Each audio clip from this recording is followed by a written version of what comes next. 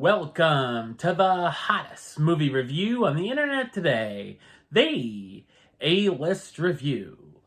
I'm your host, the Game Changer, Wes Troop, and it's time to go back to the theater. That's right, and it's the latest MCU movie to come to theaters, and it's got a lot to live up to, and I'm very interested to see how everything plays out here.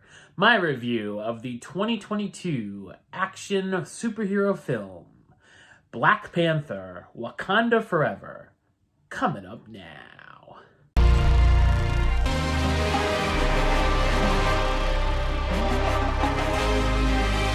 A year after King T'Challa's untimely death, his sister Shuri, mother Queen Ramona, and the rest of Wakanda are still in mourning.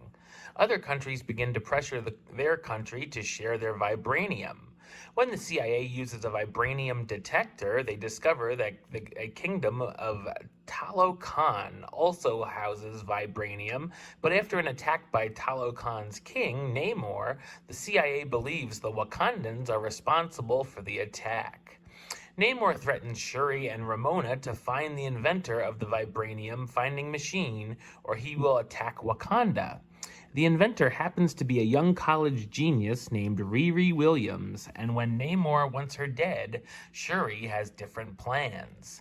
It all leads to an all-out war between the Wakandans and the Talokans.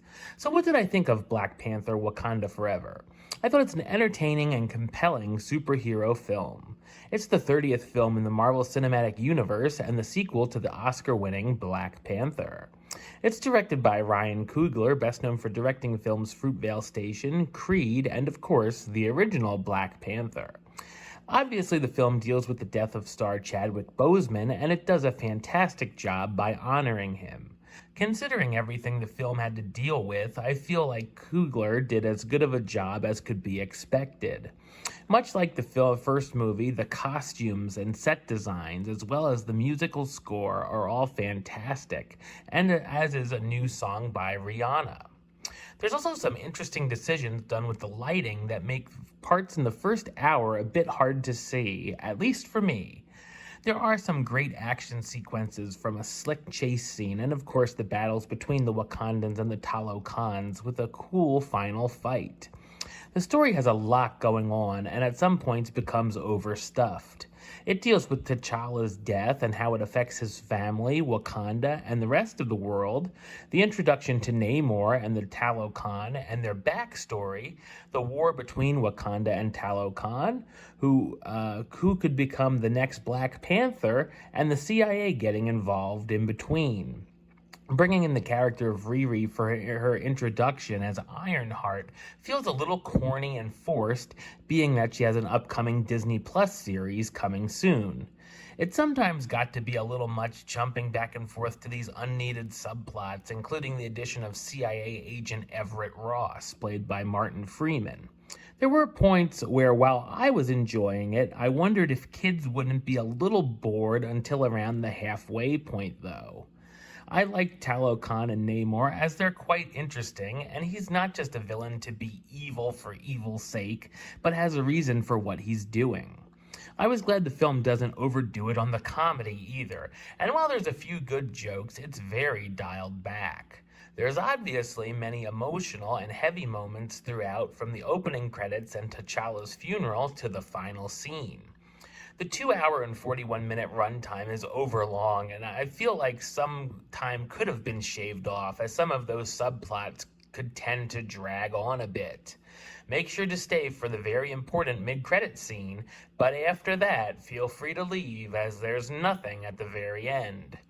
Good performances from the cast, starring Letitia Wright as Shuri, the princess of Wakanda dealing with her brother's death that has taken a heavy toll on her. Lupita Nyong'o as Nakia, the war dog and undercover spy for Wakanda currently living in Haiti. Danai Gurira as Okoye, the general of the Dora Milaje, Wakanda's fierce women warriors. Winston Duke as M'Baku, the powerful warrior and leader of the Jabari tribe. Dominique Thorne as Riri Williams slash Ironheart, the MIT student and genius inventor. Tanakh Huerta Mejai, I probably butchered that, sorry, as Namor, the king of the ancient civilization of underwater people, and Angela Bassett as Ramonda, the queen of Wakanda who's grieving her son T'Challa's death. There's also a very cool cameo that's thrown in as well. Black Panther Wakanda Forever is an enjoyable and emotional action film that moves on in the world of Wakanda, but also gives a touching tribute to the original hero. Number-wise, I'm going to give it an 8 out of 10, which gives it the A-list rating of Do It, and a high Do It at that. Alright, well that's the show. I'll be back with another review very soon. But until then, don't forget to subscribe right here on YouTube. youtube.com/westside515. Like the show on Facebook, facebook.com/westtroupealist. And of course, you can follow me on the Twitter, Instagram, and Letterboxd at WesAlist. Until next time, Troop out.